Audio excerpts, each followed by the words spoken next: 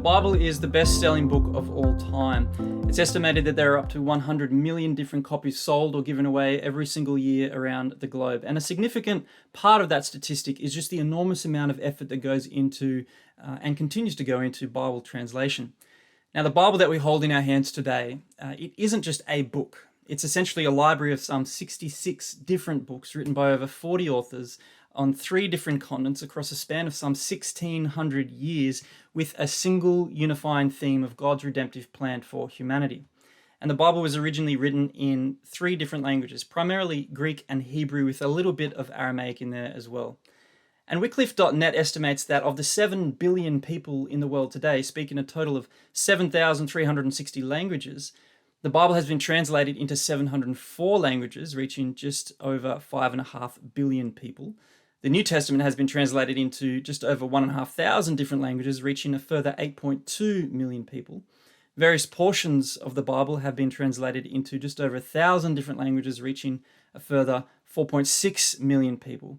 But there remain today 2.6 million people speaking 3,945 languages that are yet to have any translation of the Bible or portions of the Bible in their own language. So while a lot of work has been done and is still being done, there is a lot of work to go with respect to Bible translation. But with all of that said, what's the deal with the different translations that we have? I mean, take the English as an example. We don't have just the English Bible. We have like 400 plus different published English versions or something like that. You know, some of those admittedly may not rise to the dignity of being classified as a formal translation in any sense, but nonetheless, there are at least 50 mainstream English versions. You know, we have the King James Version, the New International Version, the English Standard Version, the New American Standard Version, the New International Version. Take your pick of your favorite. What's the deal with all of these different translations and versions? Well, I think there's at least 3 things that we can say with respect to why there are so many translations and versions out there today. And to begin with, I think one of the main reasons why we have so many different translations and versions is because the Bible contains a universal message for all of humanity. You see, in a sense, biblical translation is just one example of the way Christians have historically embraced the evangelistic mission to make disciples of all the nations. Literally, that phrase there in Matthew is panta ta ethne, or every people group. And it was Irenaeus, the Greek bishop from the 2nd century, who put it this way in one of his writings. He says, "The church, having received this preaching and this faith, although scattered throughout the whole world, yet as if occupying but one house, carefully preserves it. For although the languages of the world are dissimilar, yet the import of the tradition is one and the same. As the sun, that creature of God, is one and the same throughout the whole world, so also the preaching of the truth shines everywhere and enlightens all men that are willing to come to a knowledge of the truth." In fact, even before the establishment of the Christian church there in the 1st century, we see translation work being done to bring the Hebrew Old Testament into the lingua franca of the day, the common language of the day, which during the intertestamental period between the Old and the New Testaments was Greek. You see, the nation Israel was repeatedly subjugated by foreign rulers, and the Jewish people were dispersed just all around the Mediterranean. And being dispersed around these different empires, many of them just had no access to the temple or to Hebrew education of any sort. So there was a real need to have their scriptures translated into the languages of the place and time that they happened to find themselves in. And the first widely recognized translation of the Hebrew Old Testament is known as the Septuagint, which came in the 2nd century there. Septuagint just means 70, or in Roman numerals LXX, because it said that there were 70 or so Jewish scholars who were involved in the translation. Interestingly, it's the Septuagint that served as the basis for many of the New Testament authors who cited passages from the Old Testament in their Greek writings. So all of that to say, I think that's one reason why we have so many different translations today, because the Bible contains a universal message for all of humanity. The Bible is not just a book only the initiate can read. It is a common book for all people to be accessible in their own languages so that they can know more about their Creator God and His relationship to them through the person and work of Jesus Christ. But to get a little bit more specific, a second reason why we have so many translations today is because we have so much source material from which to translate the Bible. One of the first things that a student of bibliology comes to realize is that we don't just have one original Bible today. You know, you can't go over to Europe somewhere and find the Bible behind a security alarmed glass screen.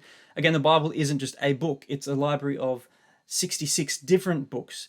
But even then, we don't have any of the original manuscripts of those 66 books either. But that's not a problem for the Bible, it's just a fact of ancient history. We don't have original manuscripts for anything from antiquity. But that doesn't mean that we don't know what was originally written, especially when it comes to the Bible. The sheer number of manuscripts or parts of manuscripts that we have to reconstruct the original books of the Bible is, by all ancient historical standards, unparalleled and unmatched.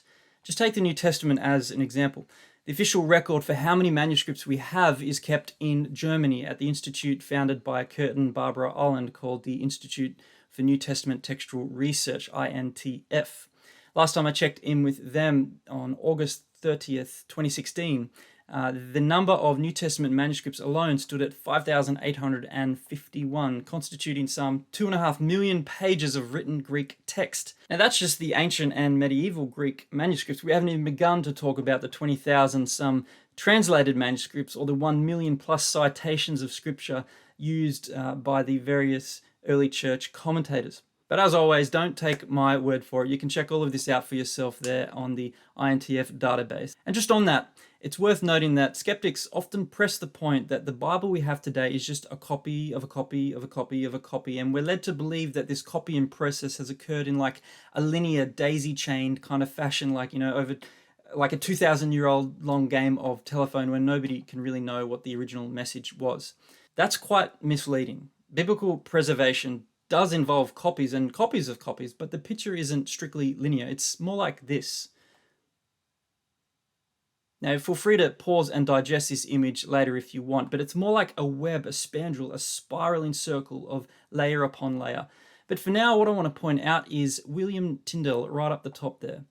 It's impossible to overstate Tyndale's significance as it comes to the English Bible. He translated much of the Bible into English, particularly the New Testament, from the original Greek and Hebrew sources he could get his hands on. Now on this chart, you can see how some well-known English translations are based on his work, such as the NASB and the ESV. Even down there at the bottom, though, those independent translations that have just gone back to the originals are very much influenced by Tyndale's translation.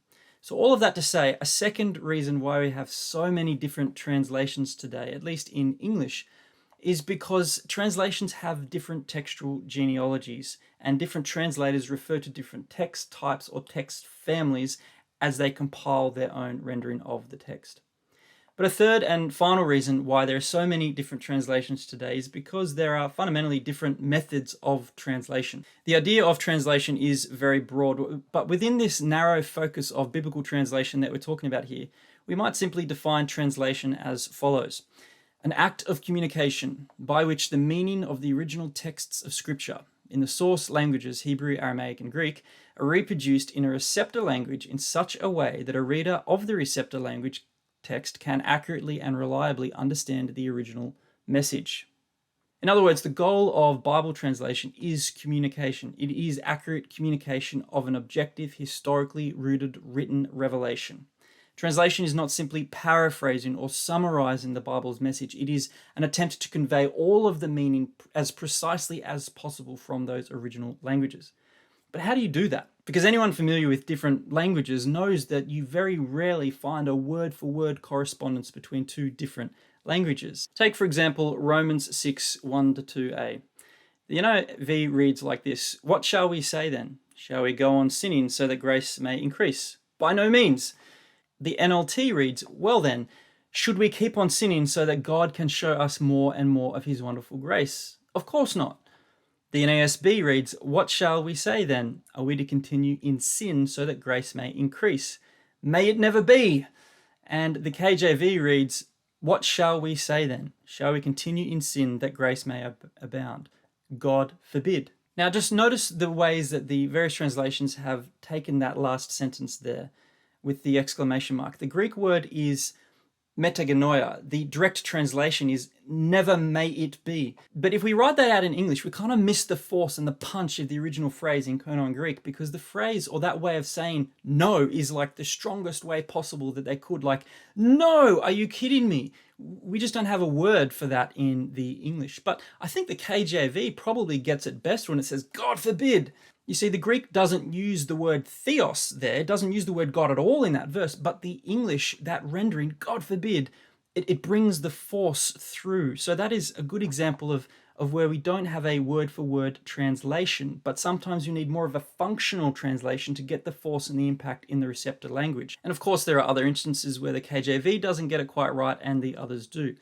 But all of that to say, translation invariably involves interpretation to some degree on part of the translator. And amongst scholars, there are basically two different approaches for how to go about translation, and they present themselves on something of a spectrum. On one end is the formal equivalence method, which attempts as much as possible to reproduce the grammatical and syntactical form of the donor language as closely as possible to the receptor language, so that for each word in the Greek, for example, the translator tries to find the same equivalent part of speech in the English and reproduce it in the same sequence as they find it in the Greek. Translations on this end of the spectrum, the formal equivalence end, are those like the NASB or the ESV and so on.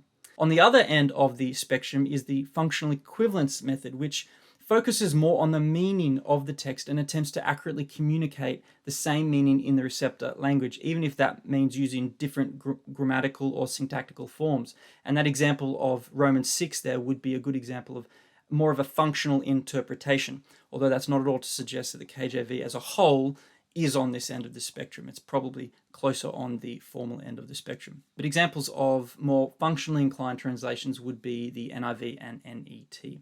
Again, there are others out there under the label translation, like the Message, and these do have a place and can be very edifying to read, but given the amount of interpretation that goes into them, they're more of a sense for sense kind of interpretation, more like a paraphrase or a commentary rather than a translation per se. Now, just quickly, I'm often asked which is the best English translation because, clearly there are better and worse translations out there. But the way that question often comes is which is the most accurate word-for-word translation? And I hope you can see now the presumption within that question, namely that word for word doesn't necessarily equal most accurate. Sometimes formally equivalent translations lose the meaning or impact of the original text, like we saw with Romans 6. But equally, sometimes the most functionally equivalent rendering of the text loses the structure of the original form. So all of that to say, my personal view is that we need to have something of a balance here. Formal and functional equivalents are not mutually exclusive options. I think the best translations are those which strike a balance, functionally communicating a view of the text and its meaning while preserving, so far as possible, the formal elements of the original language. So which translation is that? Well, there isn't a single one. So I like to go back and forth between functional and formal translations. I love the NET, I love the NIV, I love the ESV, I also love the NASB. Probably one of my personal favorites is the NET, just for the copious amounts of footnotes that it has dealing with all these kind of variations that we've been talking about. So highly recommend that one to you. So to wrap all of this up then, there are at least 3 different reasons for why we have so many different translations out there. Because the Bible contains a universal message, because the Bible has so much source material, and because different translation methods lead to different translations.